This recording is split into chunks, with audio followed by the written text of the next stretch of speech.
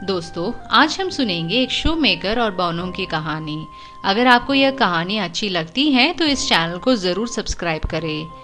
एक जगह पर एक जूता बनाने वाला रहता था जो इतना गरीब हो गया कि आखिरकार उसके पास केवल एक जोड़ा जूता बनाने का चमड़ा ही बचा था।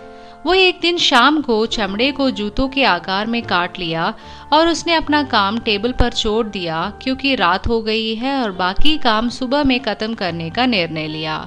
वह शांति से अपने बिस्तर पर लेट गया और सोने से पहले उसने भगवान से मदद करने की प्रार्थना की। सुबह जैसे ही वह काम शुरू करने वाला था, उसने अपने टेबल पर पूरी तरह से बने हुए 2 जूते खड़े देखे। वह चौंक गया और उसे समझ में नहीं आया कि इसका क्या मतलब है। वह जूते अपने हाथों में लेकर उन्हें और ध्यान से देखने लगा और उसने देखा कि वे इतनी सुशीलता से बनाए गए थे कि उनमें एक भी बुरा सिलाई नहीं था। ऐसा लग रहा था कि वे एक उत्कृष्ट कृति के रूप में निर्मित किए गए हो। जल्द ही एक ग्राहक दुकान में आया और उसे जूते इतना पसंद आया कि उसने सामान्य मूल्य से अधिक दिया।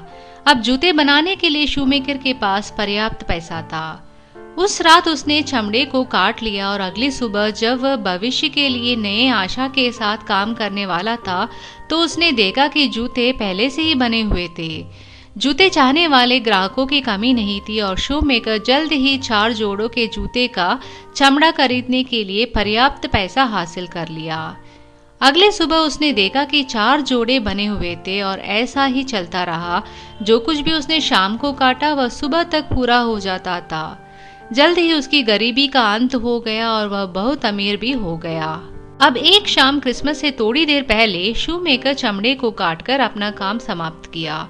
इस बार उसने अपनी पत्नी से कहा, चलो आज रात हम देखें कि कौन है जो हमें मदद कर रहे हैं।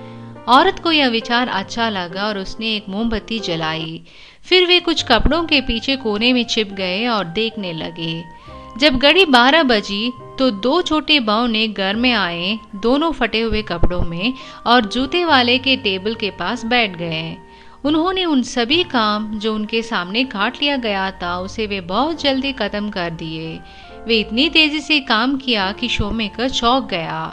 काम खत्म करने के बाद वे टेबल पर खड़े हो गए और फिर वे जल्दी से भाग चले गए। अगले सुबह औरत ने कहा, छोटे लोगों ने हमें धनी बना दिया है और हमें वास्तव में इसके लिए आभारी होना चाहिए।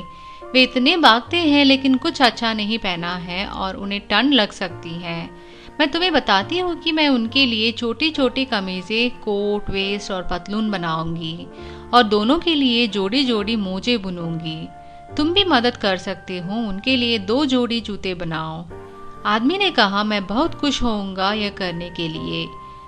एक रात जब सब कुछ तैयार था तो उन्होंने अपने तोहफे को टेबल पर रख दिया जहाँ चमड़े काटते हैं। फिर वे देखने के लिए छिप गए कि छोटे लोग क्या करेंगे। मध्यरात्रि में वे भागते हुए आए, तुरंत काम करना चाहते हुए, लेकिन जैसा कि उन्हें कोई चमड़ा काटा हुआ नहीं मिला बल्कि केवल सुंदर छोटी छोटी कपड़े, तो पहले वे हैरान थे और फिर खुश हो गए। उन्होंने खुद को बहुत तेजी से सजा लिया, प्यारे कपड़े पहनकर, और गाते हुए कहा, अब हम अच्छे लड़के हैं जो देखने लायक हैं, हम और कोबलर क्यों बनेंगे। वे नाचते और उछलते रहे, कुर्सी और टेबल के ऊपर उछलते रहे। अंत में वे दरवाजे से नाचते हुए बाहर चले गए। उस समय से वे और नहीं आए, लेकिन जब तक शूमेकर जीता तब तक सब उसके साथ अच्छा चला और उसका सब व्यवसाय समृद्धि किया और वह खुशी से जीने लगा। धन्यवाद।